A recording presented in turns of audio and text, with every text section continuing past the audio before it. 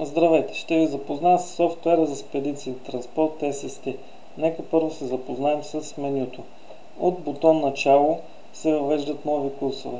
След като се запознаем с цялото меню, ще се върнем пак да добавим няколко курсове. Бутон автомобили, тук ни е списъка с автомобили, като може да добавяме нови автомобили, да редактираме или изтриваме. Бутон контрагенти са всички наши контрагенти. Тук пак може да редактираме, изтриваме или добавяме нов контрагент. Бутон курсове. Тук са всички наши добавени курсове. Може да ги подреждаме по дата, по клиент, по съставил. Може тази таблица да експортираме в Excel, PDF или да изпринтиме. Неприключени курсове. Това са всички нефактурирани курсове. След като се запознаем с менюто и добавим нов курс, ще видите как ще дойде тук, когато не е издадена фактура. Бутон продадени курсове. Това е таблица с курсовете от спедиция. Тук има името на спедитора, печалбата от дадения курс, клиента, от който е взета заявката, клиента, на който е продадена заявката и номера на нашата заявка. Тук може пак да правим справки по месец, по име на спедитор. Може тази справка да експортираме в Excel, така да сметнем печалбата на даден спедитор за определен период от време. Справка длъжници. Справка длъжници, тук са всички ваши длъжници. Може да се подреждат по дата на падеж, по фактура, по име на клиент или по НАВО. Също така виждате автомобил. Справка задължения. Това са всички ваши задължения по спедиция. Също така може да се подреждат по падеж, по номер, по име на клиента, на който трябва да платите. Справка издадени фактури. Тук са издадените фактури. Може пак да се експортират в Excel, може да се изпринтат лесно или да се редактират. Справки издадени инвойси. Тук са инвойсите издадени към чуждестранни клиенти. Справка експорт. Това е експорт към счетоводната програма. Много лесно се прави експортът и бързо се въвеждат фактурите в счетоводната програма. Справка длъжници до дата. Тук може да си изберете конкретна дата и ви излизат всички длъжници, които ви дължат пари до тази дата. Тук пак може да подреждате по падеж, по клиент и по каквото си искате.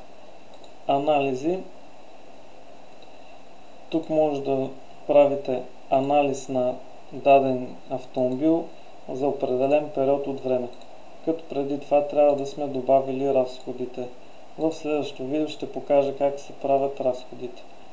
След като сме избрали автомобила и датите, тук не излизат фактурите, които сме издали, а тук не излизат разходите и накрая печалбата. Нека сега се върнем към добавянето на нов курс. Първо ще направим един курс, ако сме превозвачи. Ако сме превозвачи, обикновено автомобилът ще бъде въведен. Тук си въвеждаме релацията, примерно ще изберем Благоевград, Русе. Тук ни е от кой клиент ни е заявката. Въвежда се в това поле номера на заявката или допълнителни данни, които са в фактурата. Избираме някакъв номер. Тук ни е НАВО-то за дадения курс. Дата на товарене, дата на разтоваряне и падежи. Валута. Може сега спокойно да му издадем фактура. Тези две полета са след като издадем фактурата, на коя дата сме изпратили фактурата и на коя дата си получил фактурата. Издаваме фактурата, като системата сама разпознава дали да издаде фактура на български или инвойс. Фактурата може лесно да се изпринти или да се изтегли в PDF и да се изпрати по почтата, примерно. Виждате фактурата, излизат копие и оригинал.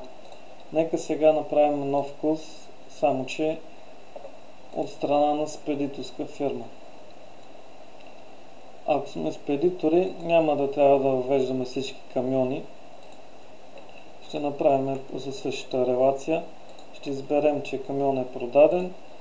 Клиентът, от който взимаме заявката, нека въведем този път чуждестранен клиент да видите как изглежда инвойса. Тук допълнително описание, ако трябва нещо. Навото този път ще го сложим в евро, то автоматично си го смята. Дата на товаране, дата на разтоварване, падеж. И сега трябва да натиснем, че курсът е продаден. Ще се появят нови полета с данните за продажба.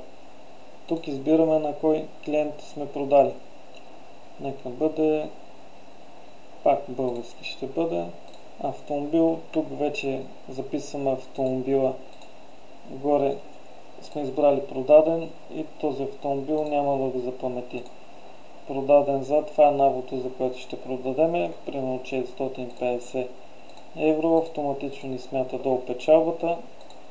Адрес товарене, адрес разтоваране, това са по-подробни адреси, които ще ни излезат в заявката.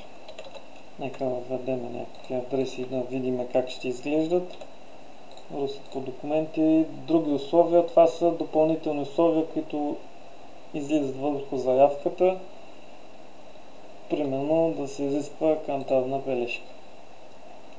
Падежа, ние сме дали горе 30, нека да му платиме след 40 дни. Сега първо трябва да издадем заявка. Тази заявка може пак да изпринтиме или да изпратиме на превозвача.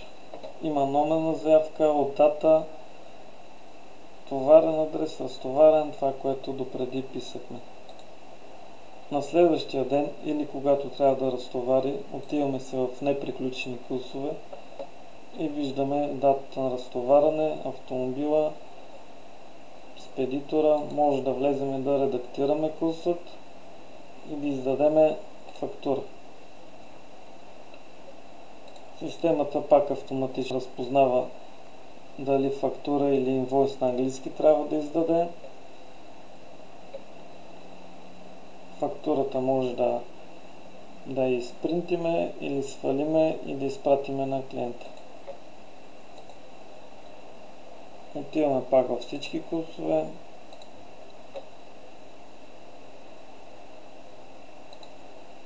И виждаме този курс с фактура 651.